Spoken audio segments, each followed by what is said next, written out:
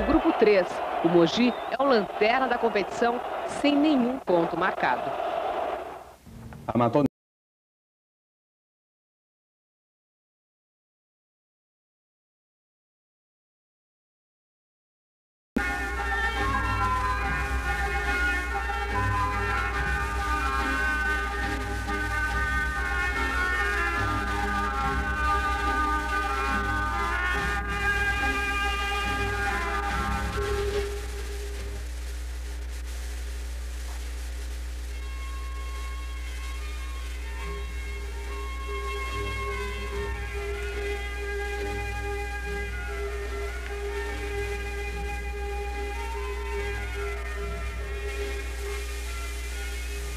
Como funciona a sociedade?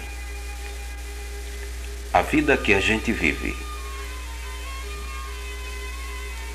Quando a gente sai todo dia para trabalhar, na roça ou na cidade, a gente encontra muitas diferenças nas pessoas. Por exemplo, aquela mulher que vem lá parece uma dona de casa que vai fazer compras.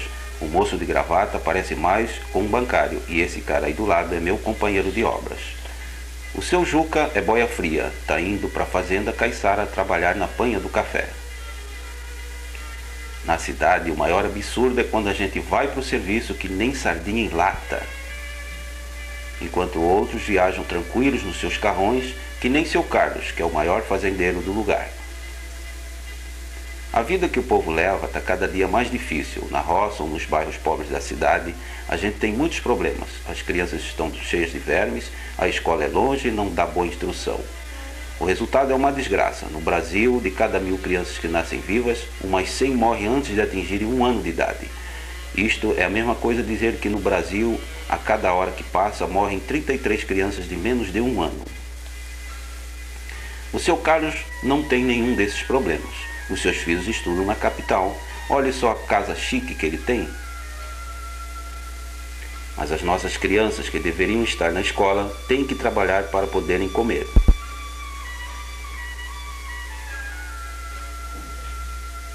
E quando crescem, muitos não conseguem arranjar emprego.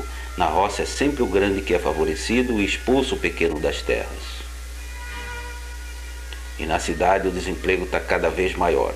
Com tudo isto, no Brasil, de cada 100 brasileiros em idade de trabalhar, 7 pessoas ou mais não conseguem emprego. E dos 40 milhões de brasileiros que têm algum trabalho, mais da metade ganha somente o salário mínimo. A vida assim não dá para ir para frente. Afinal, o salário mínimo é igual uma tartaruga, que sempre fica para trás do custo de vida, que corre mais rápido como um coelho.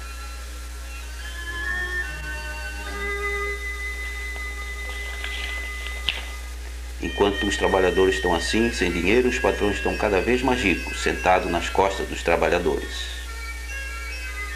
A vida no Brasil é toda desigual. As pessoas se dividem como numa pirâmide. Em cima ficam os 20 mais ricos, embaixo ficam os 80 mais pobres. Estudos do governo mostram que, se a riqueza no Brasil fosse dividida em 10 partes, 7 partes ficariam para os 20 mais ricos, as outras 3 partes ficariam para os 80 mais pobres. Por que existem na nossa sociedade pobres e ricos? A produção e as classes sociais.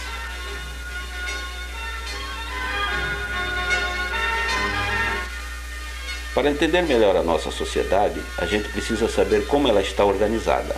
A sociedade foi organizada para o homem viver melhor. E para o homem viver é preciso que se produza as coisas para ele viver. Ou seja, a base da sociedade é a produção de mercadorias. A produção de mercadorias depende do trabalho do homem. Não existe produção sem haver trabalho humano. Depois que as coisas são produzidas, elas precisam ser levadas para onde sejam necessárias.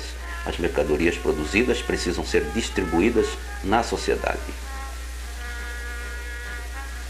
Porque se elas não forem distribuídas, elas não podem ser consumidas. Por exemplo, para esta moça comprar este tecido foi preciso alguém produzir o tecido, alguém distribuir o tecido e alguém vender o tecido.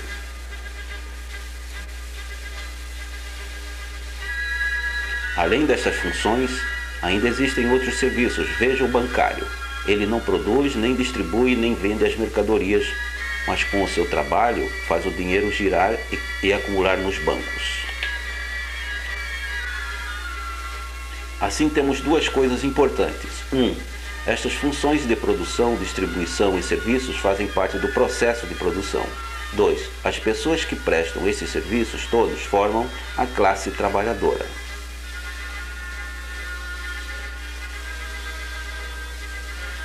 Mas será que o processo de produção foi sempre assim como a gente conhece hoje em dia?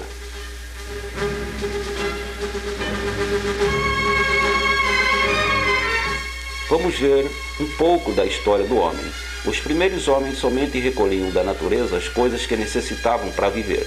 Eles pescavam, apanhavam frutas, caçavam, porém, eles não transformavam a natureza. Não existia processo de produção.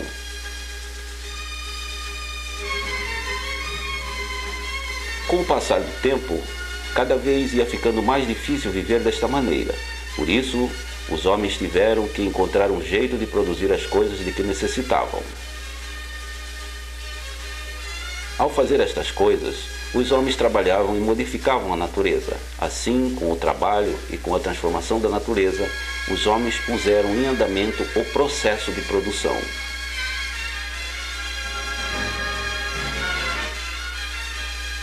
E quanto mais o tempo passava, mais o homem ia inventando novas maneiras de fazer o trabalho render mais, produzindo mais.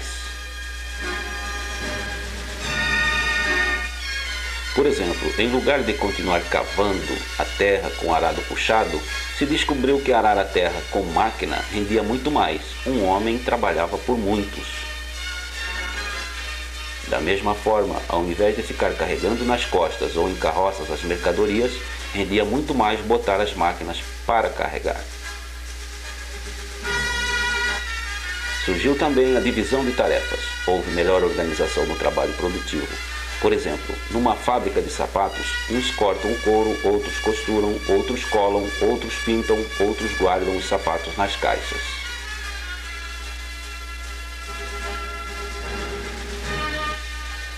E outras pessoas são empregadas para fazer a contabilidade e mexer com os papéis. Enquanto isso, uns ficam só vigiando o processo de produção e decidem o que vai ser produzido. São os donos das empresas e os gerentes. E toda esta produção deveria ser para o bem da sociedade e do homem. Ou seja, o trabalho do homem deve estar a serviço do próprio homem. Mas isto é verdade? As coisas produzidas servem mesmo para uma vida melhor? Por que então uns têm tanto e outros não têm nada?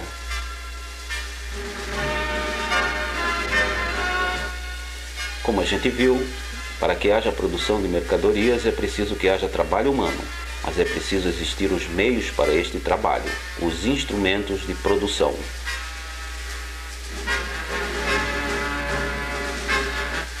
Por exemplo, aí está um trabalhador mexendo com máquinas para produzir sapatos. Mas será que a máquina é do trabalhador?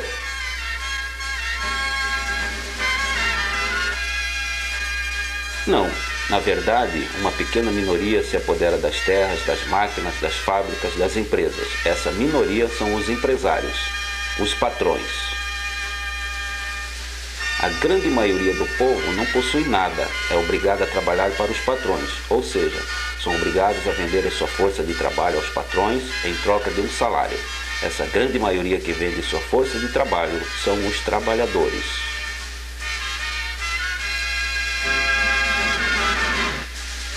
Só que esse salário que é pago ao trabalhador não corresponde ao valor real do seu trabalho. Vamos ver melhor. Vamos supor que um operário produza uma mesa por dia numa fábrica de móveis.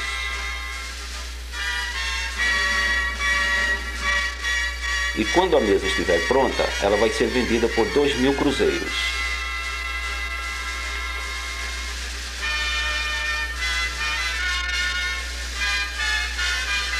Mas acontece que o operário só ganhou 400 cruzeiros no seu dia de trabalho.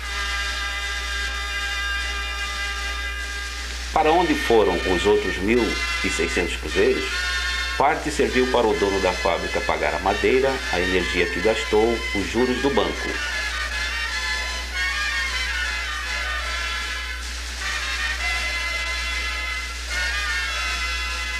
E parte formou o seu lucro, quer dizer, o lucro é tudo aquilo que o trabalhador produziu, mas não recebeu de volta. Ou seja, o trabalhador produz, mas só recebe de volta uma pequena parte do seu valor de trabalho. Os patrões ficam com a maior parte do produto que os trabalhadores produziram. É o seu lucro transformado em dinheiro. Esta exploração acontece tanto na cidade como na roça. É sempre o grande roubando o pequeno. E quando acontece de ser um pequeno proprietário ou meiro, então quem fica com o lucro é o comerciante que compra barato na roça e vende bem caro na cidade.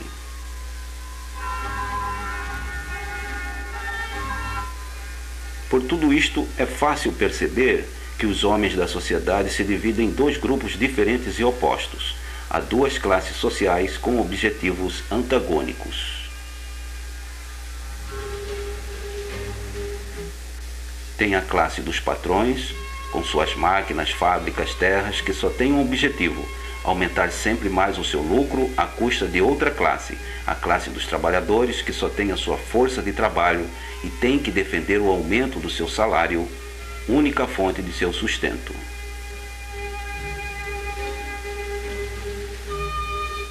Como é possível que se possa manter esta situação de luta entre as classes sociais? O que faz com que elas continuem a existir dentro da sociedade?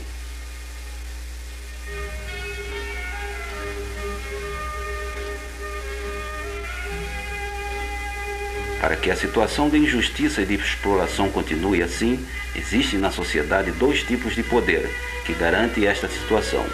Um é o poder político e o outro é o poder das ideias, o poder ideológico. O poder político é representado pelo Estado.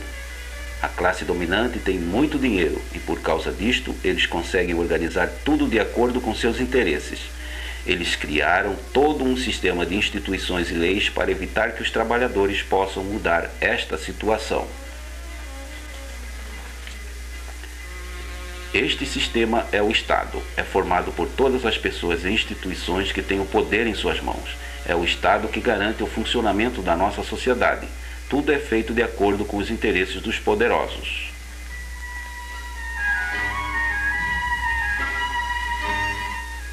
O aparelho de Estado é formado pelas leis, pelo sistema jurídico, tribunais, defensorias públicas, juízes, tribunais do trabalho, tribunais eleitorais. Pelo Parlamento, câmaras dos vereadores, assembleias legislativas, Assembleia Federal e Senado Federal. Pela burocracia, formada pelos ministérios, pelas secretarias de Estado, pelas repartições públicas. Pelo governo e pelas forças armadas e policiais. O Estado, assim, é como se fosse uma espécie de juiz na briga dos exploradores com os explorados. Só que o Estado a gente conhece e é organizado pelos exploradores. Por isso, este juiz puxa para o lado dos exploradores. O juiz é comprado por eles. Só que hoje em dia o povo ganha consciência e vai se organizando para mudar esta situação. O povo já não acredita nas palavras do governo.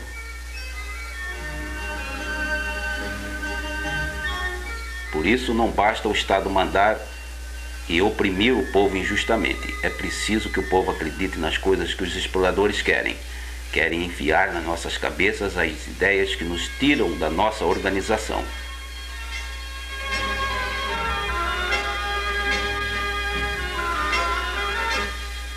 As ideias dos exploradores precisam ser espalhadas pelas sociedades, de acordo com seus interesses. A isto nós chamamos de ideologia dos patrões, ou ideologia dominante.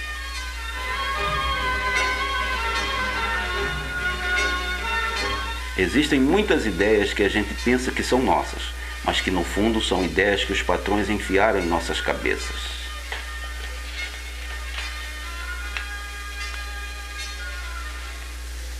Os patrões e seus funcionários gostam de dizer que nós somos pobres por causa do destino, da falta de sorte. Eles querem que a gente acredite que até a lei de Deus é assim mesmo. Primeiro a gente sofre aqui na terra para depois ganhar o céu.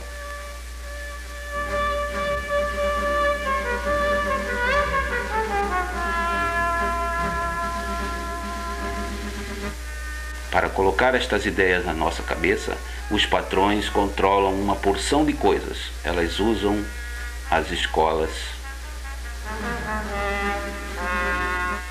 usam os meios de comunicação como o rádio, a televisão, os grandes jornais. E muitas vezes até a igreja fica do lado dos patrões e ajuda a manter o povo cego diante das injustiças.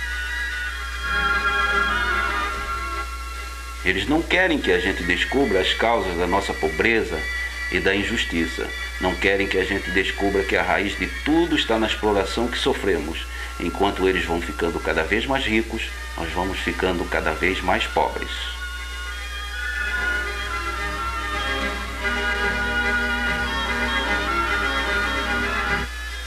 Para que serve o Estado na nossa sociedade? Para que serve a ideologia dominante? Você conhece algum trabalhador com ideia de patrão na cabeça?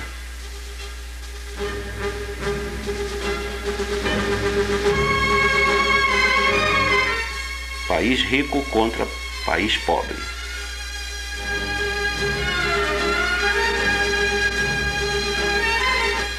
Mas será que essas coisas só acontecem no Brasil? Se a gente olhar para o mundo, vamos ver uma coisa muito séria. Assim como no Brasil existem ricos e pobres, existem no mundo países ricos e países pobres.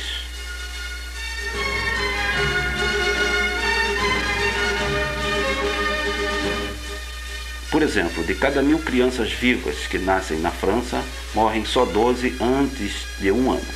No Canadá morrem 15, nos Estados Unidos morrem 16, enquanto no Brasil morrem 100.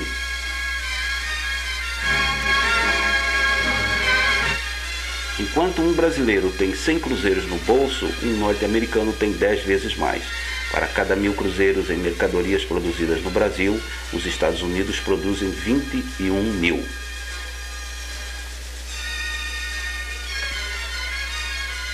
Enquanto nos Estados Unidos uma pessoa vive em média 70 anos, nos países pobres da América Latina vivem 50 anos.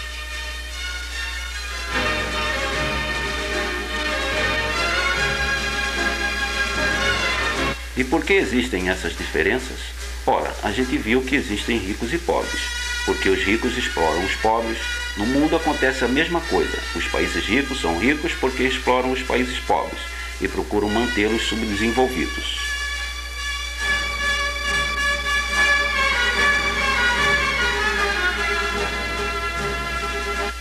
Afinal, os países pobres subdesenvolvidos são uma fonte natural de matéria-prima e um lugar ideal para os países industrializados venderem seus produtos, sempre tirando vantagens.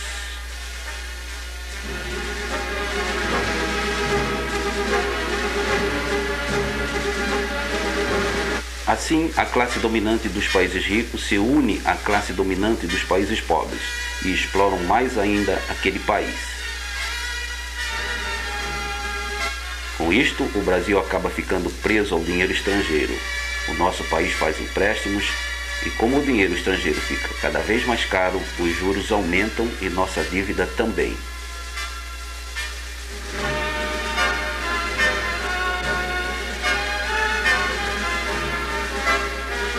Isto faz com que o nosso país fique sempre dependente de outros países. Para facilitar esta dependência, existe muita propaganda, muita moda, música estrangeira, para que a gente fique pensando que tudo de fora é melhor e aceite esta situação.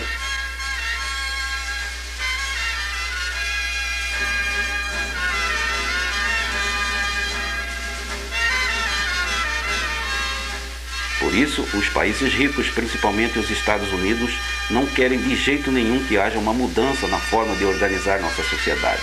Os Estados Unidos até ajudaram os militares a tomar o poder em 1964. No Chile também, em 1973, os Estados Unidos ajudaram os militares a derrubar Allende do poder, que havia sido eleito pelo povo chileno.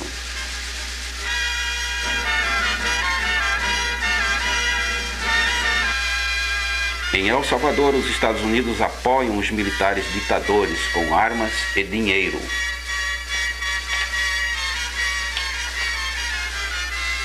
Em outras palavras, os Estados Unidos e outros países capitalistas ricos apoiam as ditaduras da América Latina, que esmagam o povo para que suas empresas tirem lucro e explorem mais cada país para seus próprios proveitos.